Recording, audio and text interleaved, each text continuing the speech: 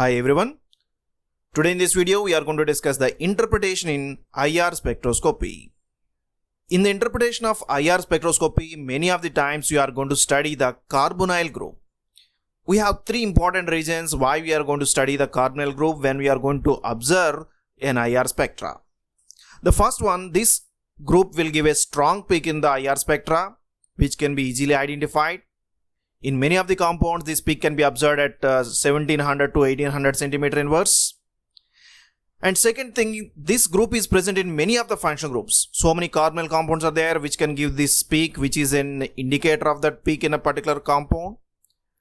And third one, we can easily differentiate this carbonyl group by presence of the other groups attached with the carbonyl group. For example, this carbonyl group is present in the ketones. Otherwise, it can be present in the aldehydes. And this group is also present in the carboxylic acids and their derivatives like the esters, amides, and acid halides, even acid anhydrides. In all these, carbonyl group is present, which gives a strong peak in the IR spectra.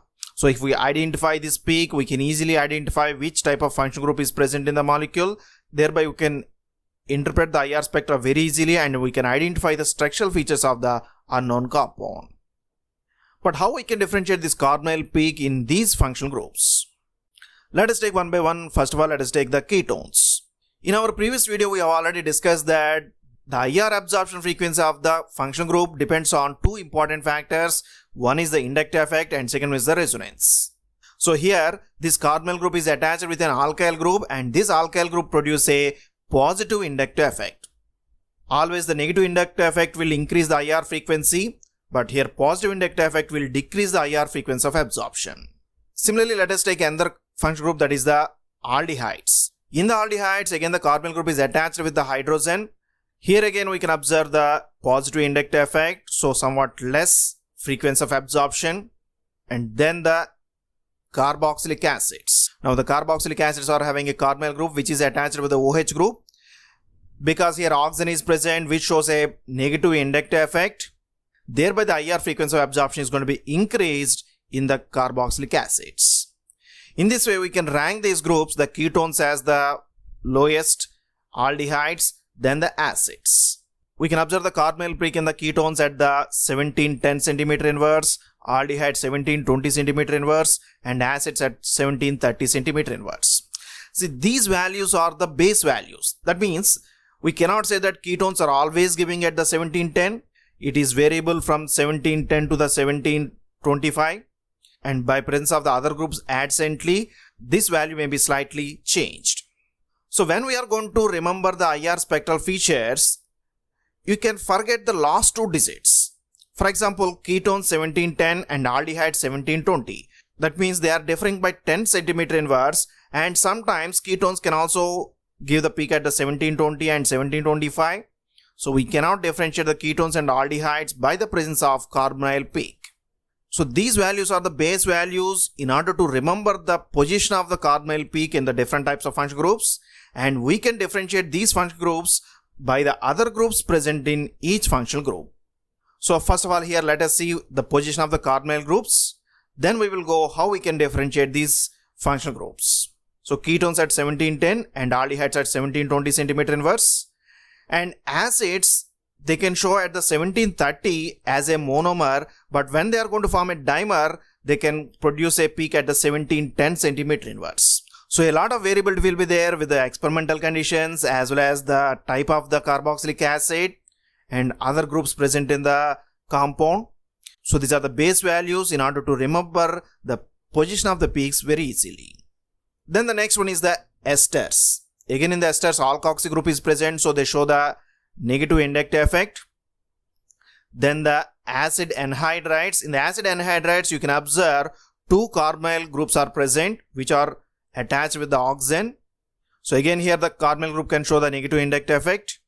And finally the acid halides. In the acid halides, halogens are highly electronegative. They show a strong negative inductive effect. So if we continue the ranking, esters can be given the 4th ranking, anhydrides 5th one, and acid halides 6th one. Esters will show a carbonyl peak at around 1750 centimeter inverse, anhydrides 1810 centimeter inverse, one peak, and another one at the 1760 centimeter inverse because it's having the two carbonyl groups, and acid halides at the 1800 centimeter inverse. You can observe in the acid halides, we can observe a maximum IR frequency of absorption because of the high electronegativity of the halogens. Even anhydrides, we can observe one peak at the 1810 because of the electronegativity of the carbonyl group which is attached adjacently. In this way, we can rank these carbonyl peaks, and just by remembering these base values, now we can easily differentiate the different types of functional groups by studying the other structural features. But what about the amides? We have not discussed about the amides. Now let us see what happens with the amides. In the amides, the carbonyl group is attached with the NH2 group. So again here nitrogen can show the negative inductive effect. But here not only the inductive effect, the resonance is also going to play its role. For example, in the amides, the nitrogen is having the lone pair of electrons which can be easily donated. So it can be donated to the carbonyl group like this, such that now the amides show a resonating structure like this. In this resonating structure, we can observe the carbon-oxygen bond is getting a partial single bond character, thereby the bond strength is going to decrease and IR frequency of absorption is going to decrease. That's why amides will show a low frequency of absorption, so they can be ranked at -1, and they will show at the 1680 centimeter inverse, that means below the 1700. Now with this information, let us go with the different types of functional groups and how we can differentiate the different types of functional groups. First one is the aldehydes and ketones. So this is the structure of aldehydes. Which type of peaks can be observed in the aldehydes? The first one is the carbonyl stretching group, CO stretching, and we can also observe another type of stretching, CH stretching. So we can observe two types of peaks here. Now let us see the ketones. In the ketones, we mainly observe the carbonyl stretching peak. So aldehydes will show the two peaks, CO stretching as well as CH stretching. CO stretching is observed at the 1720 centimeter inverse, whereas CH stretching is observed at the 2960 centimeter inverse. We can simply remember 17 and 29.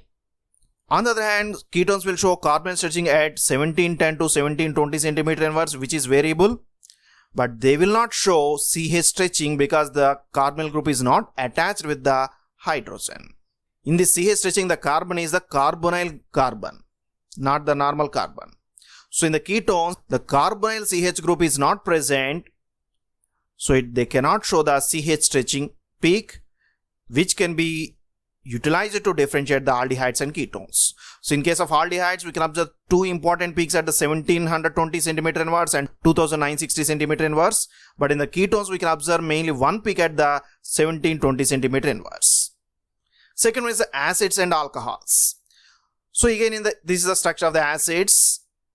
Here we can observe the carbonyl group, but in the alcohols we cannot observe the carbonyl group, and we can observe the alcohol group. So acids are going to show the OH stretching at the 3600 centimeter inverse, which is a free OH group, but when it is hydrogen bonded, it shows a broad peak at 3400 to 2300 centimeter inverse. Again, this OH stretching is observed in the alcohols, again at the 3600 centimeter inverse when it is free, and when it is hydrogen bonded, we can observe a broad peak. So this feature is not used for differentiation. Then second one is the CO stretching. CO stretching in the acids is observed at the 1200 centimeter inverse, but in the alcohols it is at the 1100 centimeter inverse. Say slight increase in the acids because of the presence of carbonyl group adjacently, which increases the frequency of absorption.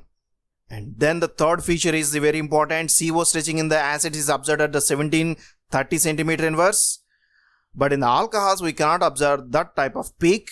So alcohols can be differentiated from the acids by the carbonyl stretching. Carbonyl stretching is observed only in the acids, but it is not observed in the alcohols. Next one is the phenols versus alcohols. So phenols having the OH group which is attached to the aromatic ring system, whereas alcohols having the OH group which is attached to the alkyl groups. So how can we differentiate these two? In the phenols, we can observe the OH stretching at the 3400 centimeter inverse, but in the alcohols, we can observe the 3600 centimeter inverse. Because of presence of aromatic ring system, the frequency is somewhat decreased to 3400 centimeter inverse. And CO stretching is observed at the 1060 centimeter inverse. Again, the CO stretching is somewhat reduced compared to the alcohols. In the alcohols, it is observed at the 1100 centimeter inverse. A lowering of 40 centimeter inverse is observed in the phenols because of presence of aromatic ring system. So in this way, phenols and alcohols can be differentiated, where the phenols will show somewhat less frequency of absorption compared with the alcohols. Next one is the amides versus amines. So this is the structure of the amide, which is again having the carbonyl functional group, and this structure of the amines, which are having the normal amine group. So in the amides, we can observe a NH stretching at the 3350 centimeter inverse. At this position, they can show a doublet, which indicates a primary amide, and singlet, which indicates a secondary amide, and no peak, it may indicate a tertiary amide. Similarly, they can show CN stretching at the 1650 centimeter inverse, and in the amines, NH stretching is observed again at the 3350 centimeter inverse. Just like the amides, we can observe a doublet if it is a primary amine, singlet if it is a secondary amine, and no peak if it is a tertiary amine. Similarly, CN stretching is observed at the 1650 centimeter inverse, just like the amides. But how can we differentiate? The carbonyl functional group is present in the amides, which is observed at the 1680 centimeter inverse, which is not present in the amides. So this is one point of differentiation. And second thing, the bending vibrations. The NH bending is observed at the 1620 centimeter inverse in the amides, whereas NH bending in the amines is observed at the 800 centimeter inverse. In this way, we can differentiate the amides and amines, but the main point of differentiation is the carbonyl functional group. Next one is the esters. Esters are having functional group like this, and they can give a CO stretching at the 1750 centimeter inverse and CO stretching at the 1200 centimeter inverse. Next one, anhydrides. Anhydrides already we have discussed, they're having the two carbonyl functional groups. So they can show the carbonyl functional groups at the 1760 centimeter inverse as well as 1800 centimeter inverse, and CO stretching at the 900 to 1300 centimeter inverse. So here CO stretching we can observe at the different positions from 900 to 1300 centimeter inverse. Next was the acid chlorides. In the acid chlorides, again we can observe a carbonyl functional group along with the halogens. So here CO stretching is observed at the 1800 centimeter inverse, and CCl stretching is observed at the 750 centimeter inverse. Halides. Halides can be differentiated by the presence of the halogen. So for example, if it is a carbon and fluoride stretching, it can be observed at the 1200 centimeter inverse, and carbon and chlorine 750 centimeter inverse, carbon and bromine 650, and carbon and iodine 500 centimeter inverse. So these are again the base values by which you can easily remember. As the electronegativity increases, the IR frequency of absorption increases. So fluorine is at the 1200 centimeter inverse. Halogens are going to show a absorption less than 1000.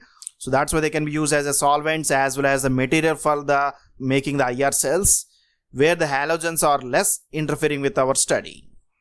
And bending vibrations can be observed from 1100 to 1300 centimeter inverse. Next one is the alkyl compounds. We can have alkanes, alkenes and alkynes. In the alkanes, CH stretching is observed at the 3000 centimeter inverse, and carbon-carbon stretching is observed at the 1200 centimeter inverse, and CH bend is observed at the 720 centimeter inverse.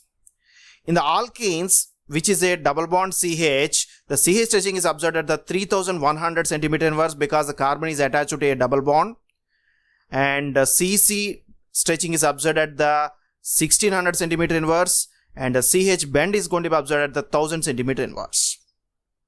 Similarly, alkynes 3300 CH stretching, CC stretching at the 2100, and CH bending is not that much significant in the alkynes. So how can we differentiate the alkanes, alkenes and alkynes? You can easily remember the CH stretching is respectively 3000, 3100 and 3300. You can simply remember 30, 31, 33. Similarly, CC stretching 12, 16, 21, which are differing by 4 and 5 respectively. So 12, 16, 21. If you just remember these base values, you can easily identify the position of a particular peak in the IR spectra. And particularly the value of IR absorption frequency cannot be fixed to a single point, because the IR frequency of absorption depends on the experimental conditions as well as the groups present in the molecule and what are the solvent we are using. So many factors can influence the exact position of the IR peaks within the IR spectroscopy.